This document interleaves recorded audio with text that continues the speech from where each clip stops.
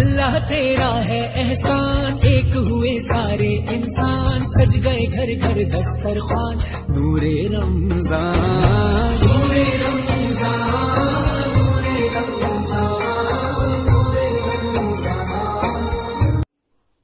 बिस्मिल्लाहिर्रहमानिर्रहीम। अस्सलाम वालेकुम। होम लाइफ में आपको वेलकम कहती हूँ। उम्मीद है आप सब खैरियत से होंगे। प्यारे व्यूवर्स, आप सबको रमज़ान मुबारक का पहला जुम्मा बहुत बहुत मुबारक हो। अल्लाह पाक हम सबको पूरे रोज़े रखने और सही टाइम से नमाज़ें अदा करने की और कुरान पाक मुकम्मल करने की तौफीक अता फरमाए। आमीन सुम्मा आमीन। आज मैं सहरी में बना रही हूँ दम का कीमा और उसके साथ चकोर पराठे। सहरी में शोरबे वाले सालन बिल्कुल भी नहीं खाए जाते। इस तरह कीमा फ्राई या कबाब इस तरह की चीज़ें खा ली जाती हैं। तो आज मैं इसीलिए दम का कीमा बना रही हूँ। ये बीफ का कीमा मैंने ले लिया, 1 पाव है ये कीमा। इसको अच्छी तरह धोकर छलनी में रख दें।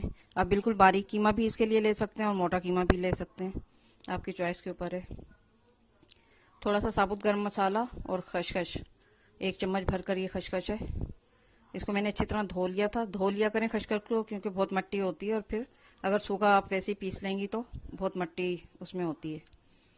इसको आप बारीक पीस लें, मिक्सी में डालकर इसको हम पीस लेंगे।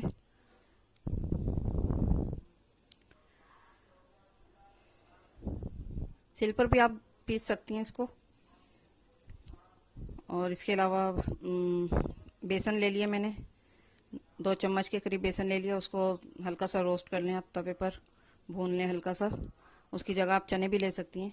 इलायची डालना मैं भूल गई थी, 2 हरी इलायची भी मैंने इसमें डाल दी हैं।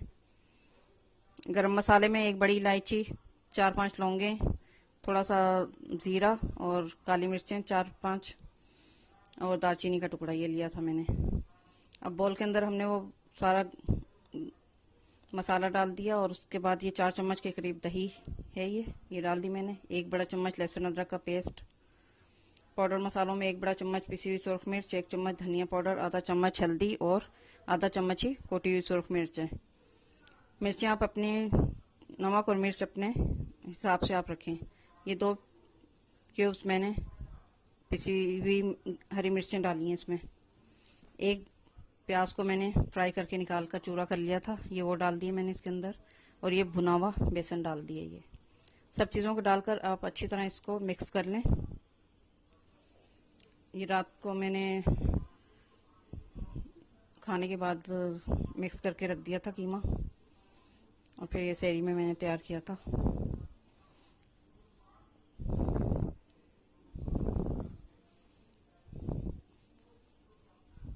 इसको आप अच्छी तरह मिक्स करके और फ्रिज में रख दें।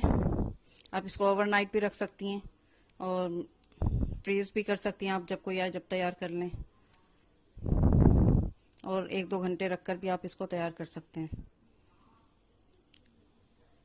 उसके बाद आटा गूंद लें आप। सबसे पहले ये 2 प्याली आटा लिए मैंने और आधा चम्मच इसमें नमक डाल दिए मैंने, और 2 चम्मच मैं इसमें घी डालूंगी।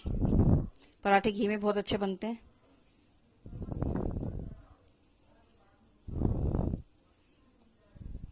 और इसको अच्छी तरह मिक्स करके आप सिंपल आटे की तरह इसको गूंद लें।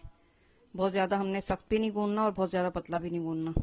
आप जिस तरह के आटे की रोटी बनाते हैं आप उसी हिसाब से अपने हिसाब से आटा गूंद कर उसको भी आप कवर करके फ्रिज में रख दें आटे को। फौरी तौर पर आटा गूंद कर रोटी पकाने से फट जाती है, इसलिए आटे को थोड़ा पहले गूंद कर रखें आप।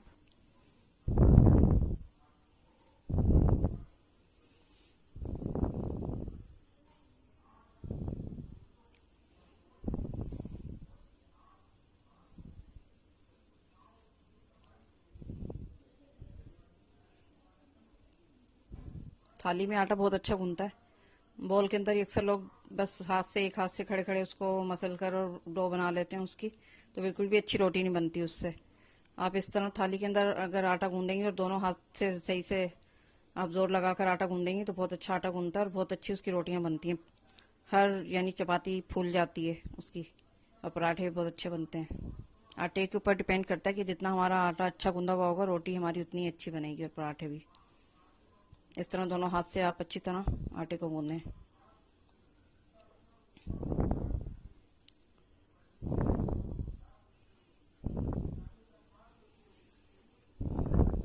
इसके अलावा फेनी खजला वगैरह सेहरी में खाया जाता है, तो वो भी उसी टाइम में भिगोती हूँ।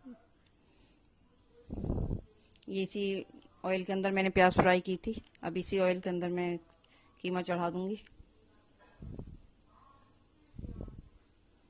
आधा कप के करीब ये ऑयल है। उसके अंदर वो मैरिनेट किया हुआ कीमा अब हम डाल देंगे इसके अंदर, और थोड़ा सा आधा कप जितना पानी डालकर हम इसको ढककर हल्की आंच पर कीमा गल जाने तक पकाएंगे। इसको हमने बिल्कुल स्लो आंच पर पकाना है, ये समझेंगे दम पर पकाना है इसको हम, इसीलिए इसको दम का कीमा भी कहा जाता है, क्योंकि इसमें वो बिल्कुल स्लो आंच पर ही पकाया जाता है, फिर वो इस कोयले की स्टीम दी जाती है इसमें।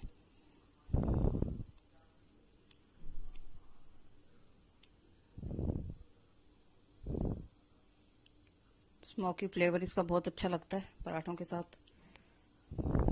उसके साथ आप रायता बनाएं और प्याज के लच्छे काट लें तो बहुत मज़े का लगता है ये। आप कम कम चीज़ों से भी सब कुछ बनाकर खा सकते हैं, ज़रूरी नहीं है कि बस अगर शोरबे वाला हमने सालन बना लिया और जनाब 2-3 टाइम उसको हम खा रहे हैं, उसके बजाय आप थोड़ा थोड़ा सा करके उसको अलग अलग तरीके से बना लेंगी तो वो खा लिया जाता है। रमज़ान में 2 टाइम भी एक सालन नहीं खाया जा रहा। कीमा अच्छी तरह गल गया था, तकरीबन 20 से 25 मिनट तक मैंने इसको बिल्कुल स्लो आंच पर छोड़ दिया था। फिर इसकी मैंने अच्छी तरह भुनाई कर ली और ये कोयले को भी मैंने रख दिए।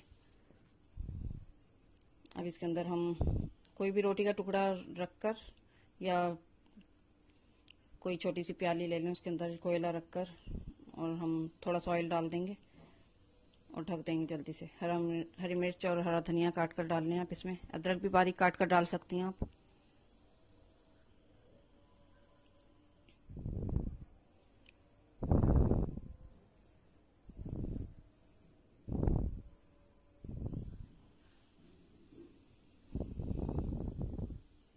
ये मैंने कोयले को रख दिया। अब इसके ऊपर आप थोड़ा सा ऑयल डाल दें या घी डाल दें या बटर डाल दें, कुछ भी आप डाल दें जिससे कि धुआं उठे, और जल्दी से इसको ढक दें बस।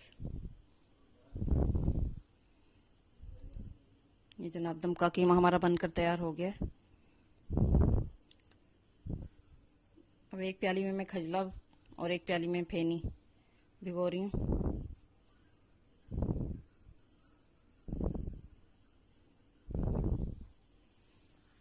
फेनी में को वही सिंपल फेनी आप थोड़ी सी लें, बहुत ज़्यादा नहीं लें, क्योंकि वो देखने में लगती है कि कम है लेकिन फूल कर वो ज़्यादा हो जाती है। और चीनी आपको जितनी पसंद हो उतनी चीनी डालें और ऊपर से गर्म दूध डाल दें इसके ऊपर, तो ये 5-6 मिनट में भीग जाती है और अच्छी सी फूल जाती है। ये इसको पकाने की बिल्कुल भी ज़रूरत नहीं है।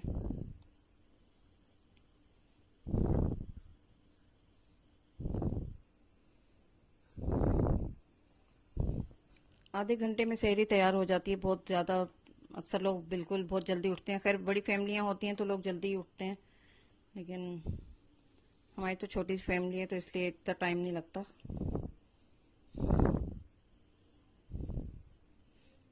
मैं तकरीबन 3:30 बजे उठती हूँ और जाग ही रहे होते हैं, सोना तो होता ही नहीं है रमज़ानों में, रात में पूरी रात जागते हुए हो जाती है, लेकिन फिर भी मैं 1-1:30 बजे ऊपर चली जाती हूँ। थोड़ी देर आराम कर लेते हैं तो उससे थोड़ा फ्रेश हो जाते हैं, वरना तो बहुत थकावट हो जाती है। चाय भी मैंने बना ली है।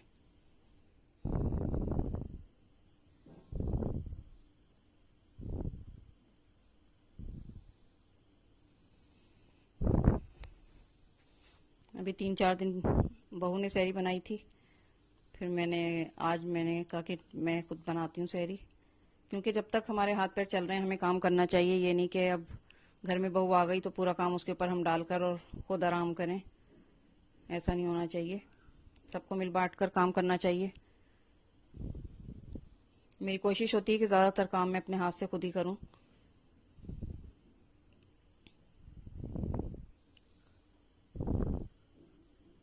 कपड़े वगैरह भी मैं खुद ही धोती हूँ और खाना भी मैं खुद ही बनाती हूँ ज़्यादातर। हाँ, ऊपर के काम बच्ची कर लेती है बहू मेरी। जैसे सफाई है, बर्तन धोने का काम है, दस्तरखान बिछाना उठाना, पानी की बोतलें भर के रखना, यही काम इतने सारे हो जाते हैं।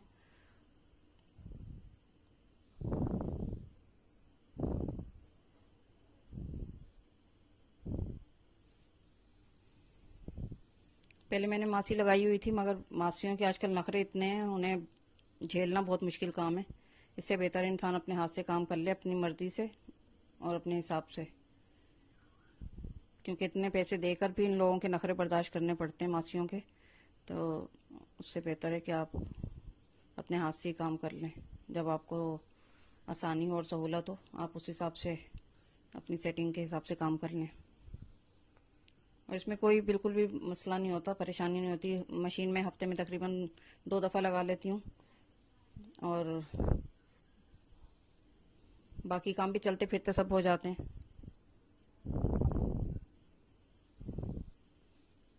ये पराठा मैं बना रही हूँ, चकोर पराठा। पहले आप सीधा रोटी की तरह बेल लें, उसके अंदर घी लगाकर फिर उसको पलट कर फोल्ड करके इस तरह आप चकोर पराठे बनाए, अच्छे लगते हैं। ये गोल तो अमूमन हम बनाते ही रहते हैं, ये चकोर पराठे भी बनाकर ट्राई करिएगा आप।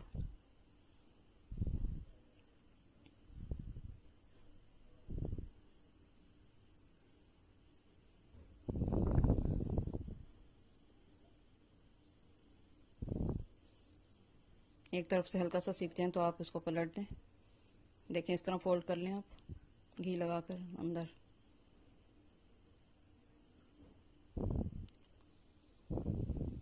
मीठी चीज़ें और पराठे और दाल वगैरह में भगार, ये मैं घी से ही कोशिश करती हूँ कि करूँ।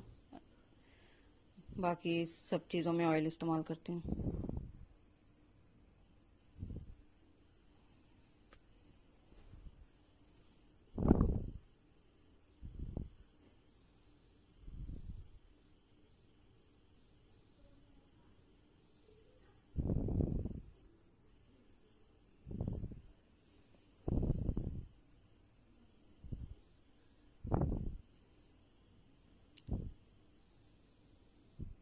किचन की हफ्तावार सफाई भी मैं करती हूँ। सारे कैबिनेट वगैरह ऊपर से अच्छी तरह कपड़े से साफ़ करती हूँ, गीले कपड़े से, और सारी स्लेब वगैरह तो रोज़ाना ही साफ़ होती हैं।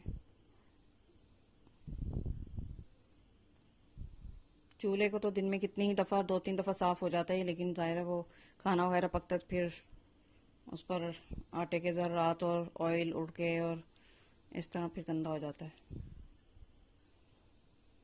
अभी कोई भी उठ के आया नहीं है, मैं अकेली सेरी बना रही हूँ।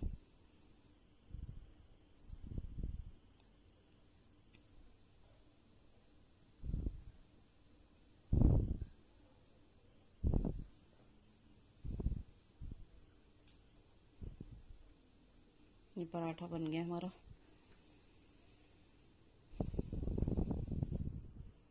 ये जनाब सेरी तैयार हो गई, पराठे बन गए, चकोर पराठे, उसके साथ दम का कीमा और रायता बनाया है।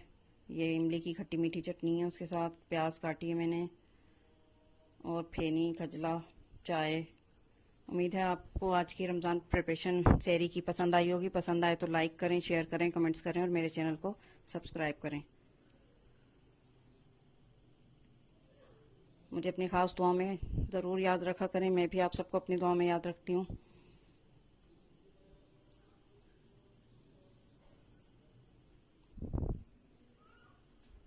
दस्तरखान बिछ के अल्लाह पाक जल्द से जल्द कोरोना वायरस से हम सबको निजात अता फरमाए और ज़िंदगी हमारी मामूल पर आ जाए। इस दुआओं के साथ ही आपसे इजाज़त चाहती हूँ। अल्लाह हाफिज़।